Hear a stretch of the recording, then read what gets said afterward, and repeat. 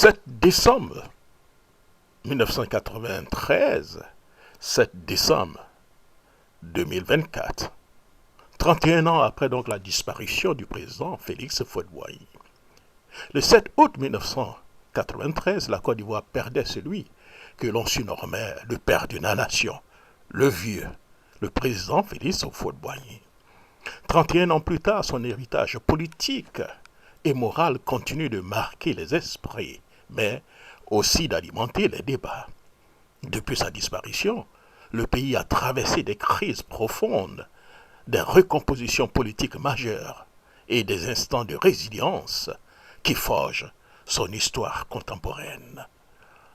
Alors que nous rendons hommage à ce illustre bâtisseur à l'occasion de l'anniversaire de sa disparition, cette réflexion s'inscrit dans un contexte particulier, à la veille des élections présidentielles 2025. Un scrutin qui s'annonce déjà sous haute tension, avec la volonté d'un camp de conserver donc le pouvoir à tout prix, et celle de leurs opposants d'y accéder coûte que coûte. Dans ce reportage, nous revisiterons l'impact du président Félix Houphouët-Boigny sur la scène politique ivoirienne, tout en scrutant les enjeux actuels et les perspectives d'un avenir qui reste à bâtir dans les esprits donc de paix, d'unité qu'elle prônait. Le gros poisson de nos fleuves, c'est le capitaine. Là, nos proverbes nous disent, le capitaine hors de l'eau n'est plus rien. Moi, hors du peuple, je ne représente plus rien. C'est pourquoi je demeure dans le peuple, avec le peuple. En vertu du droit inaliénable qu'a tout peuple de disposer de lui-même, je proclame solennellement, en ce jour béni du 7 août 1960, l'indépendance de la Côte d'Ivoire. C'est un grand homme qui est mort dans ce pays et que tous les Ivoiriens doivent sentir. C'est quelqu'un, c'est un grand monsieur qui a fait ce pays. Vraiment aujourd'hui, depuis que j'ai entendu qu'il est mort depuis à 6 heures, vraiment, je ne sais même pas que dire. Présentement, qu'est-ce que les Ivoiriens craignent aujourd'hui? Houphouët-Boigny a fait ce pays. Depuis 30 ans, il est sur ce pays-là. Et tout va bien. On n'a pas eu de problème, ni le malheur. Mais aujourd'hui, Houphouët-Boigny n'est pas là. On s'inquiète. Qu'est-ce qu'on va devenir demain? On va devenir quoi? Est-ce que les Ivoiriens seront d'accord? Nous serons ensemble? Est-ce que les partis politiques vont conduire la Côte d'Ivoire en bon port? Voilà le problème des Ivoiriens. Houphouët-Boigny, il a fait la Côte d'Ivoire dans 30 ans sans Issoua. On ne veut pas Issoua en Côte d'Ivoire. On veut que ceux qui vont diriger les pays, Issoua prend le chemin comme Houphouët-Boigny. La perte du vieux, c'est une grande perte pour toute l'Afrique et surtout pour la Côte d'Ivoire. Ce que nous craignons, est-ce que tous les partis politiques vont respecter la Constitution? Parce qu'il a dit qu'en cas de décès du chef de l'État, c'est le président de l'Assemblée nationale qui prendra la place jusqu'à 95. Depuis qu'il est mort, je ne sais pas. Je ne sais pas comment dire, je dis bien. Alors ça me fait mal, je suis touché, profondément je suis touché. Je ne sais pas. Je ne sais pas si c'est le président qui est mort. Je ne sais pas si c'est Houphouët-Boigny qui est mort. Et comment il nous a laissé. Alors, je suis Nakoué. Je ne sais pas.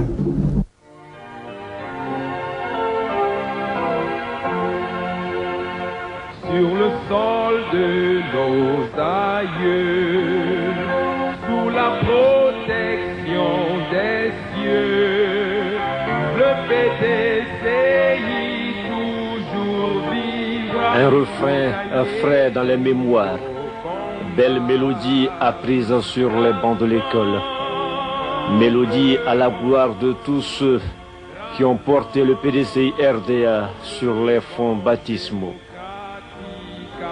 Au sein du PDCI RDA, Rassemblement démocratique africain, voilà le RDA. Houphouët-Boigny est un homme de paix. Il a toujours dit que l'homme est amour, Dieu est amour. Et je pense que c'est dans cet esprit qu'on doit voir ces choses-là.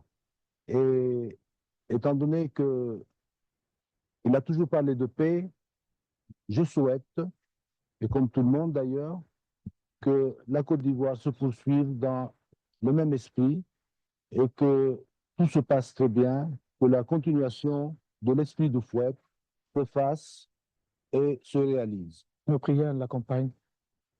Ce que je peux dire, c'est que c'est une grande tristesse pour nous tous. C'est une grande perte pour le peuple ivoirien et pour le monde entier. C'était un sage. C'était vraiment... je crois que l'heure n'est pas à la philosophie ni au discours. C'est vraiment triste. On a compris après-midi là que le président a décidé. Ça fait trop mal, quoi. Mais Dieu n'a qu'à donner bonne place là-bas. Pour nous aussi, on n'a qu'à s'attendre ici. Pour que le pays là n'a qu'à devenir en paix. C'est vraiment choquant de perdre un président, notre papa à nous. Vraiment, je ne sais pas quoi dire, les mots me manquent pour l'exprimer. Parce que c'est un monsieur qui a beaucoup fait pour la Côte d'Ivoire. Un monsieur qui a beaucoup fait pour la Côte d'Ivoire.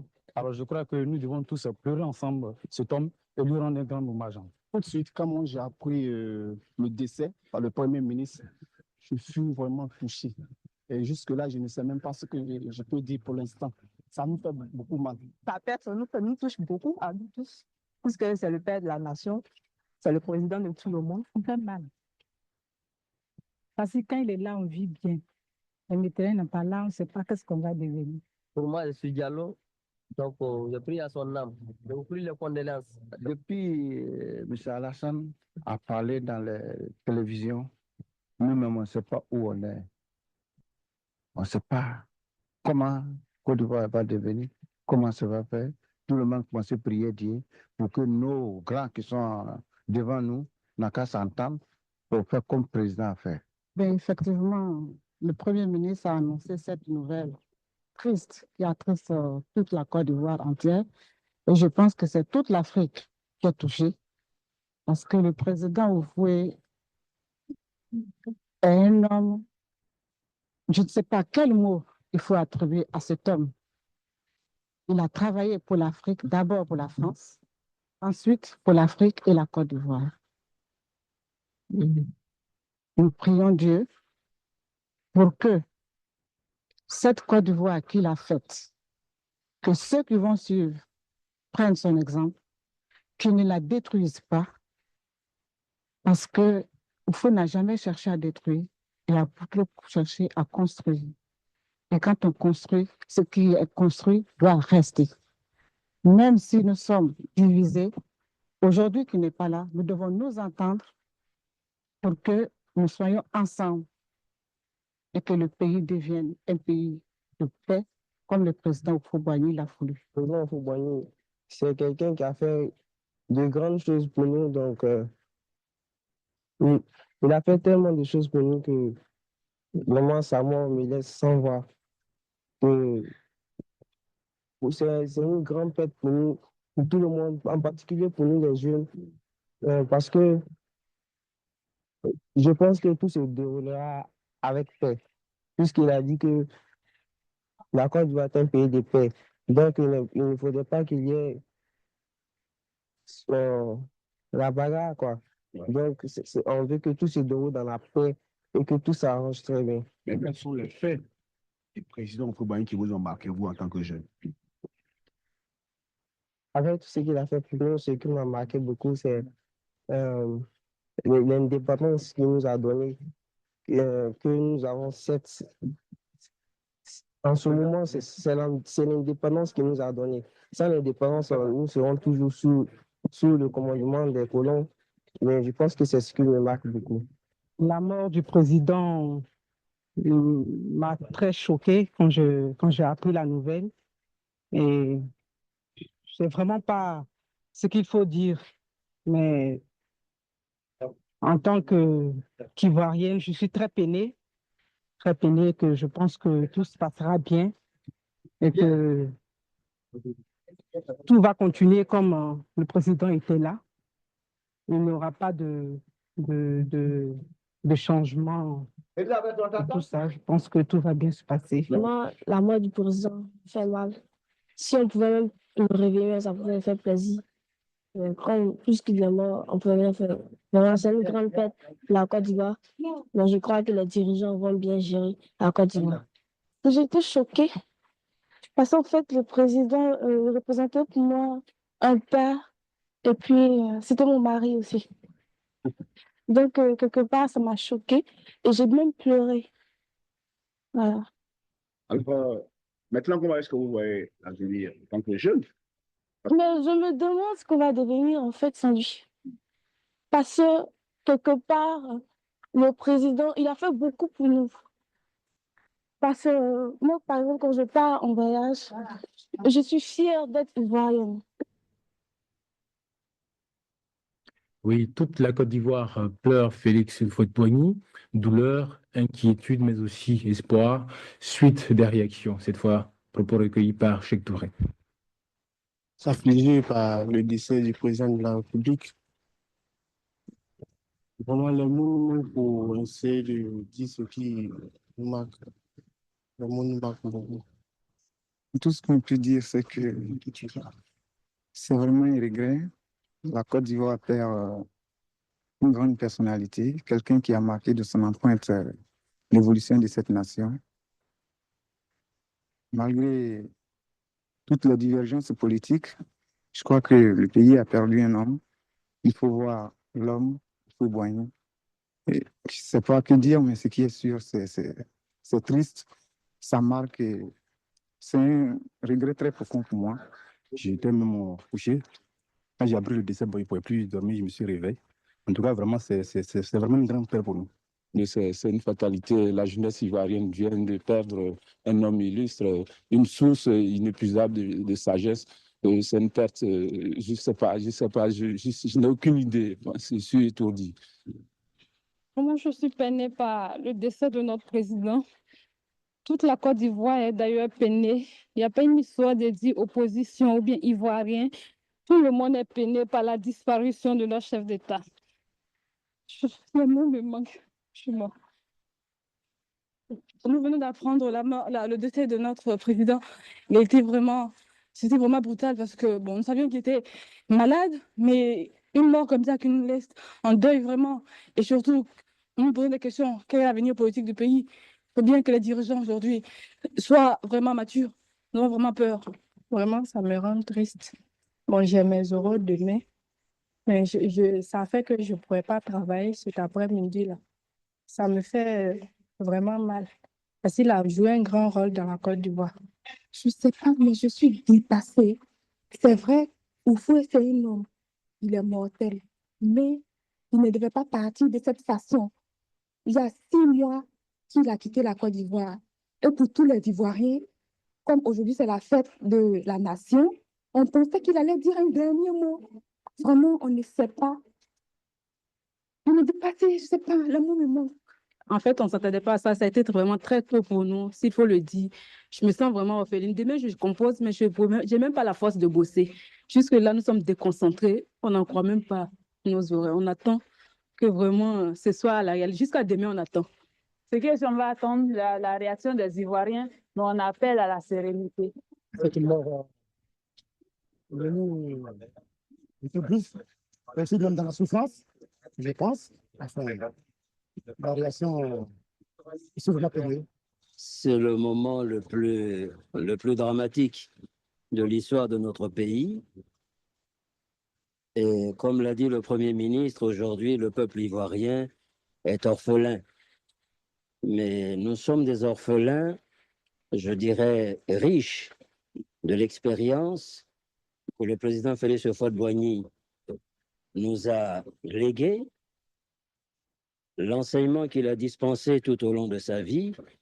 Et je crois qu'aujourd'hui, nous sommes les légataires d'un patrimoine tout à fait exceptionnel. Il nous plaisait beaucoup comme président et nous sommes vraiment avec lui. On le souhaite beaucoup de condoléances. C'est tout ce qu'on peut dire. Agbanambera, amedo kai ala nara. Parce que amera mnabi, ika here bankani, ali sababu. donc an bɛ dugawu k'a ye ala hinɛ la ala mɔgɔ wɛrɛ d'an ma min bɛ se ka kɛ komi an ɲɔgɔn. En tout cas, vraiment, la mort de feu, pour moi, c'est un coup dur pour la Côte d'Ivoire. Vraiment, ça me fait mal. Surtout lorsqu'on était en train de manger, on a appris ça, ça a coupé l'appétit à tout le monde à la maison. Pour moi, il n'est même pas mort. Oui, on peut le dire, Houphouët-Boigny n'est pas mort, mais hélas, la réalité nous invite à faire le constat, un constat cruel. Message, malheureusement, transmettre en raison de notre condition actuelle, notre condition de peuple en développement. Mais ce message, vous devez le transmettre et le plus tôt sera le mieux. Je vous remercie.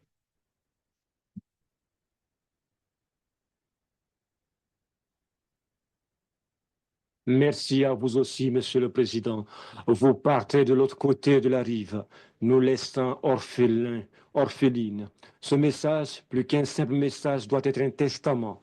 Sur son socle, nous devons bâtir ce pays en ayant une seule pensée, l'intérêt supérieur de la nation ivoirienne. Monsieur le Président, ce rire communicatif que vous n'hésitiez pas à livrer à vos interlocuteurs, expression de profonds sentiments, s'est éteint à jamais. Monsieur le Président, vous partez dans l'au-delà. Puisse le Tout-Puissant, dans sa grande bonté et dans sa grande miséricorde, vous garder près de lui. Dans l'ombre de sa main tutélaire, vous protéger. Derrière vous, le peuple ivoirien. Derrière vous, votre sœur aînée. Derrière vous également, votre épouse, dont les larmes seront difficiles à sécher. Le Seigneur nous a donné il y a 88 ans Houphouët-Boigny. Le Seigneur a repris Houphouët-Boigny en ce 33e anniversaire de notre indépendance. On ne peut s'empêcher de penser à ce cantique. Seigneur, ma vie a été brève et ma mission inachevée. Mais tu m'appelles et je vais vers toi, laissant ici-bas mes frères. À présent, c'est fini.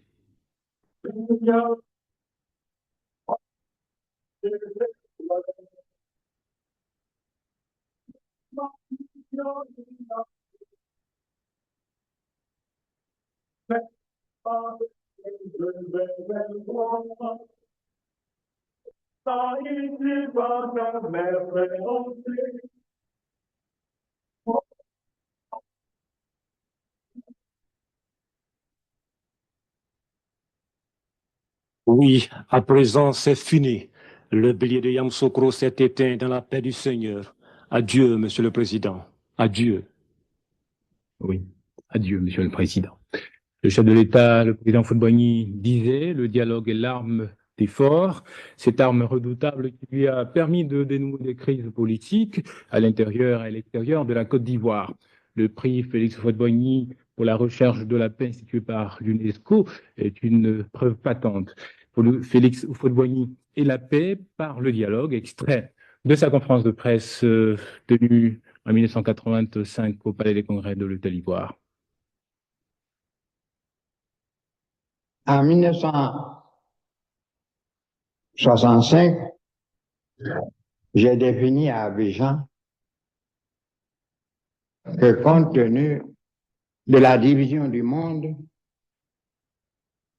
l'Afrique ne pourra jouer un rôle efficace, ne pourra consolider son acquis en tant que pays, nouvel pays indépendant et procéder à son développement que dans une neutralité effective. Et j'ai proposé quoi? 3 conditions. La première, c'est la paix à l'intérieur de chaque État membre.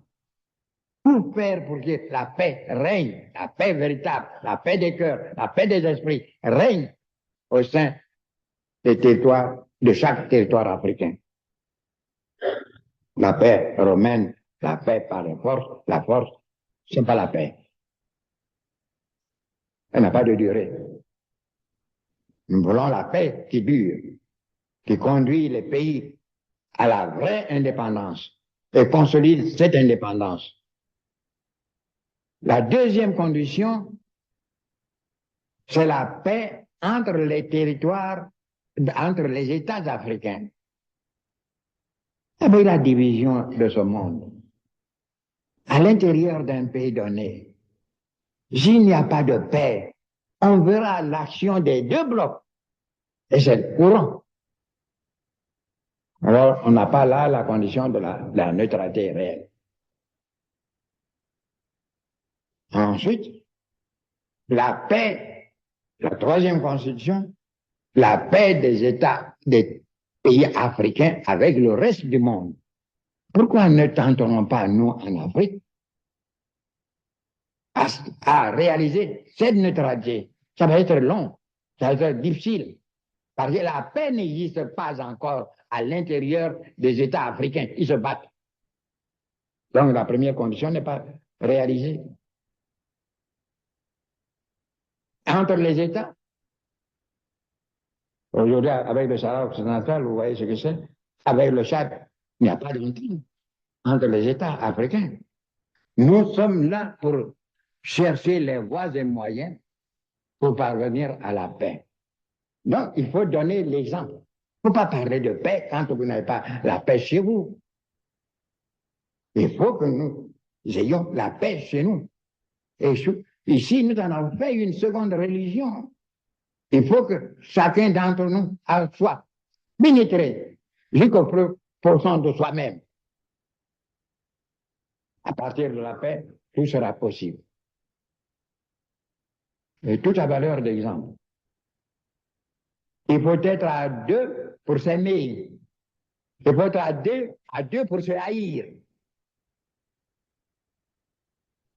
Nous aimons, même quand on ne veut pas nous présenter un visage conforme à ce que nous souhaitons. Même si on nous boude, nous aimons. Il n'y a pas de place de haine dans notre cœur.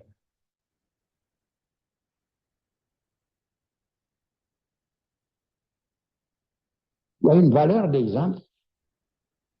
Cette paix-là, c'est la paix active, celle que nous recherchons. Non pas par la paix des mots. Nous disons la paix pour nous n'est pas un mot, mais un comportement. La Côte d'Ivoire se distingue par sa constance.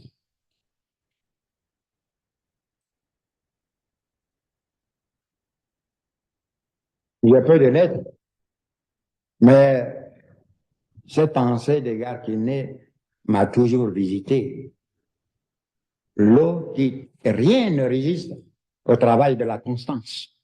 L'eau qui tombe goutte à goutte perce le plus dur rocher. Il faut que nous soyons constants. Tant que nous serons sur la terre des hommes, il y aura toujours des différends entre les hommes. C'est malheureux, mais c'est cela. C'est la réalité. Elle est triste, mais c'est cela. Combien de voies pour régler ces différends? La Côte d'Ivoire n'en connaît que deux, pas une troisième. C'est ou le recours à la force, ou le recours à la négociation, donc au dialogue. Et nous savons par expérience que si le dialogue, qui n'est pas l'arme des faibles, mais au contraire l'arme des forts, il est plus facile de faire la guerre que de faire la paix. Si le dialogue ne fait pas l'économie de la guerre, il faudrait bien un jour mettre fin à cette guerre. Et vous aurez recours à quoi? À la négociation, au dialogue, dans des conditions difficiles, après tant de destruction de vie humaine, de biens matériels, s'installe une muraille de méfiance difficile à détruire. C'est pour cela que nous sommes toujours, non pas, pose la question, pose mal, c'est pas pour l'Afrique du Sud. Quand nous avons défini, nous avons le dialogue pour le règlement de tous les problèmes. Or, ce qui oppose les Blancs de l'Afrique du Sud à nos frères noirs de l'Afrique du Sud, c'est indifférent.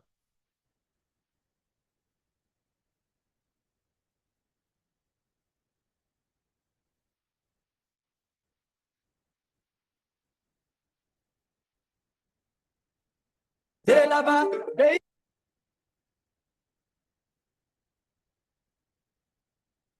Ne mêlons pas la passion à une affaire aussi grave que froidement. D'abord vous-même, vous commencez pour vous entendre, pour une Palestine. Et les autres, qui soient en dehors, aideront, vous aideront. Quelle position vous nous présentez, vous, nos frères arabes? Voyez le problème de l'Iran avec l'Irak. Qu'est-ce que vous faites?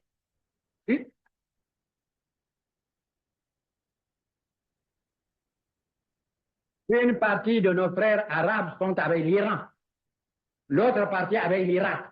Où allez-vous? Et vous voulez que nous vous suivons comme ça? Ah. Nous voulons vous aider. Comme vous nous aidez, nous coopérons dans le... Mais il faut quand même que vous sachiez où vous voulez aller. On ne peut pas nous faire suivre. Quand un homme vous prend votre bâton, vous qui êtes aveugle, il vous promène dans de la célébrité. Où est l'aveugle? Non. J'ai des relations les plus cordiales avec le monde arabe. J'ai des amitiés les plus sûres. Mais c'est précisément parce que je veux parler maintenant aux Arabes que je vais être libre de leur parler. Et les aider. Les aider. Je puis parler aux Israéliens, puisqu'ils viennent me rendre visite. J'ai cessé depuis la rupture des relations. Et un jour, le docteur Tassaba, qui a été tué, assassiné en Espagne, qui était l'intermédiaire entre Arafat et moi. Un jour, Ayab Sokro m'avait dit quoi? Il ne connaissait pas l'étendue de mes relations de paix. Ah, si on savait que vous aviez de telles relations, on vous aurait demandé de ne pas rompre les relations diplomatiques avec Israël pour mieux nous servir. Nous sommes pour la paix, elle est une et totale. Nous pouvons apporter quelque chose. Nous ne surestimons pas nos positions. Nous sommes un petit pays à la tête d'un petit pays, un petit homme, petit chef à la tête d'un petit pays. Mais nous voulons parler avec toute la liberté nécessaire, puisque nous sommes mus par aucun souci d'argent. Nous ne demandons rien à qui que ce soit. Nous sommes indépendants à l'égard de quiconque.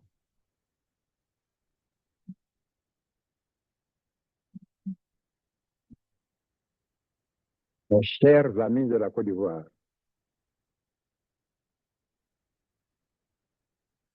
c'est avec beaucoup de peine, croyez-moi, que je vous annonce que les mesures d'assainissement financier et économique que vient de communiquer à la nation au nom du gouvernement, Monsieur le ministre des Finances Komoué, seront intégralement appliqués. Comme ça a été avec le même pincement de cœur, il y a quelques semaines, j'ai déclaré aux producteurs dont le travail nous nourrit tous que nous sommes amenés à réduire de moitié le prix de leur production clé, café et cacao, ce qui leur coûte une baisse brutale, donc une perte brutale de 200 milliards CFA. Tout le peuple ivoirien est sensibilisé par la diminution du salaire des fonctionnaires, de la solde des travailleurs privés. Si nous ne prenons pas ces décisions, nous souffrirons beaucoup. Nous en souffrirons beaucoup. Qu'est-ce à dire? Dans 4 ou 5 mois, nous ne faisons pas de chantage. Nous ne serons même plus en même de payer régulièrement la sorte de fonctionnaires. Nous verrons les entreprises auxquelles nous n'aurons pas payé ce que nous devons, ou tout au moins une partie de ce que nous devons, ralentir leurs activités, d'où de compression de personnel, accroissant le chômage déjà assez lourd.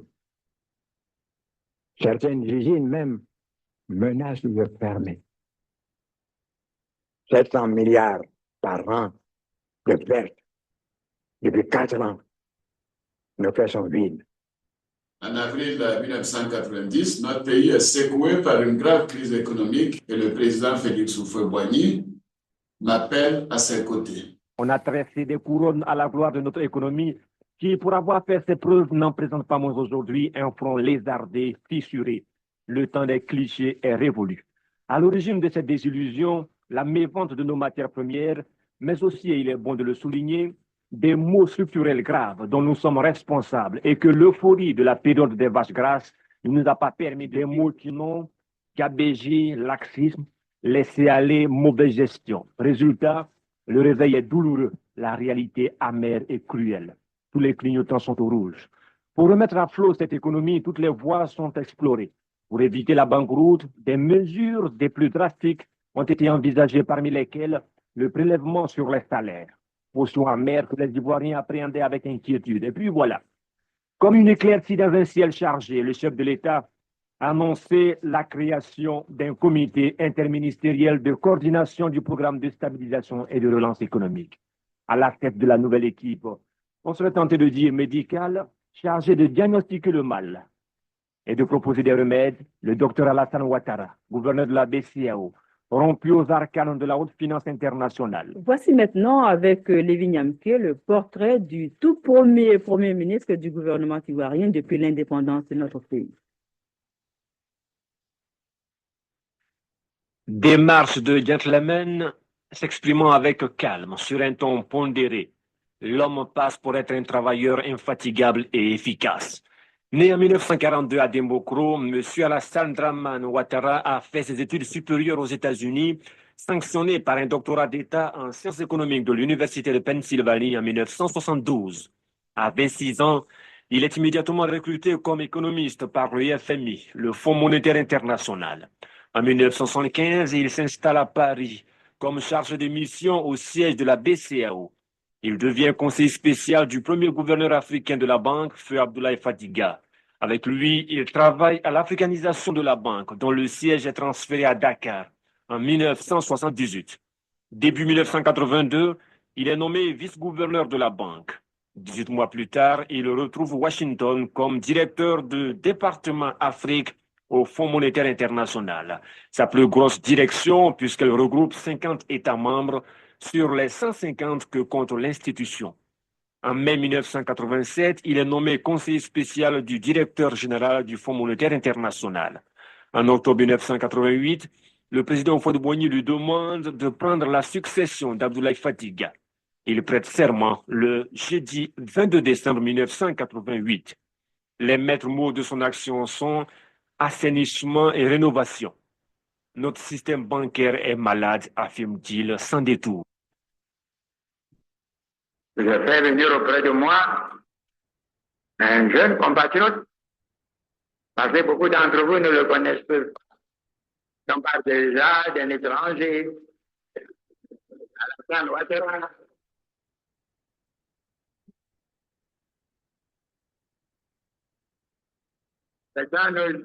C'est un originaire de la grande métropole d'alors, Congo. Vous savez, la guerre de Saint-Maurice n'a pas épargné cette grande cité, dont les chefs précisément étaient les Ouattara. Sa mère est de Guinée. Vous avez frères députés, on n'était pas d'étrangers. L'un de ses cousins a travaillé pendant 8 ans avec moi à la CEDEAO. À Lagos, on n'a pas taxé d'étrangers. Ce sont les gens de l'opposition qui inventent tout cela.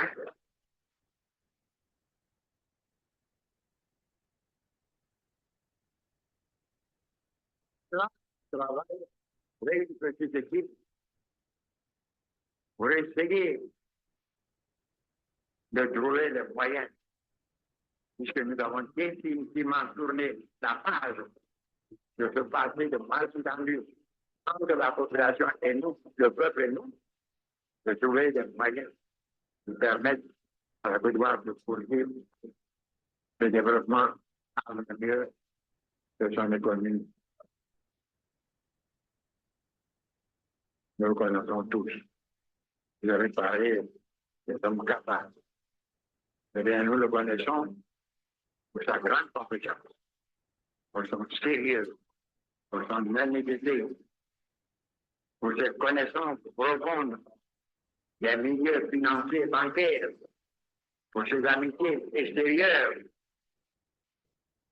surtout pour ses relations excellentes entre les deux grandes institutions internationales financières, la Banque mondiale et le Fonds monétaire.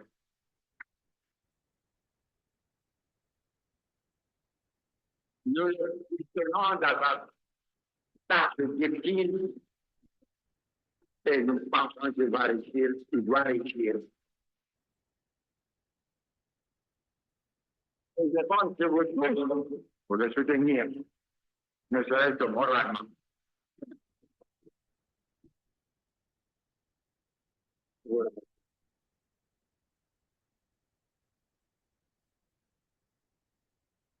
Je suis Alassane Dramane Ouattara.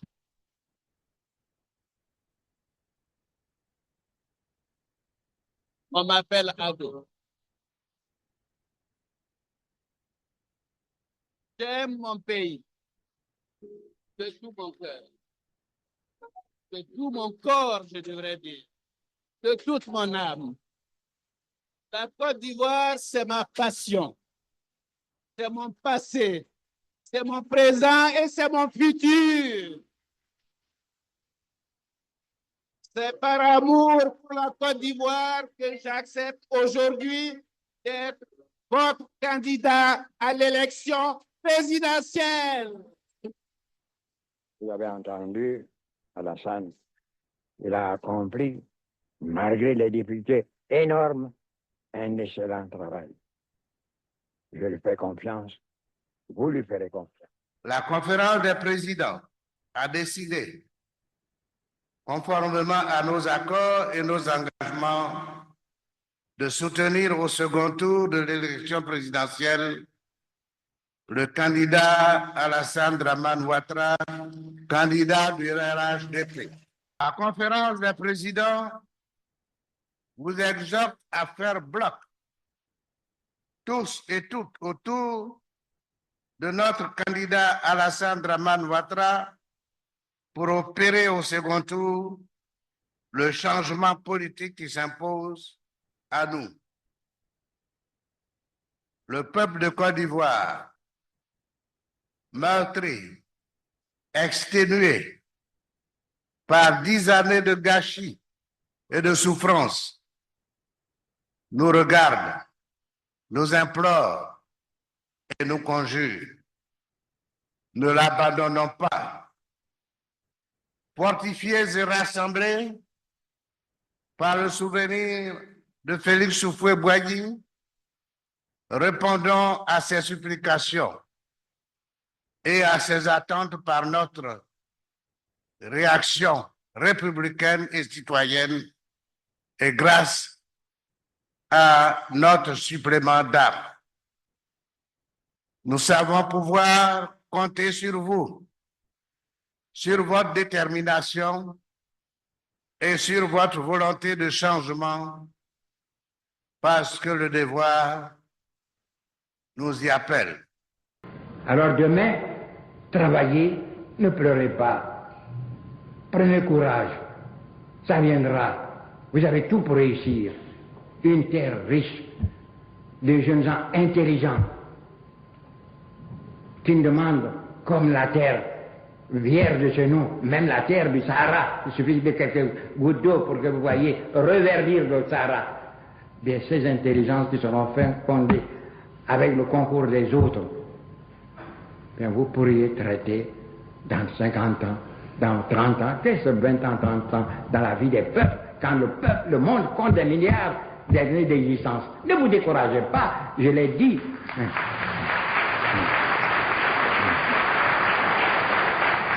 Je le répète pour les journalistes. Moi, je suis La vie, totalement c'est une course. convaincu que l'Afrique, c'est Personne n'a l'avenir. encore atteint son Je dis le plein 21e siècle développement. sera le siècle de Et l'Afrique. on ne Je suis- juge pas au je suis départ. convaincu. Et Mais à c'est l'arrivée, largement personne grâce n'est à nos arrivé. ressources humaines, Donc, grâce au allez, capital humain, nous avons fait courez des avec progrès eux. extraordinaires.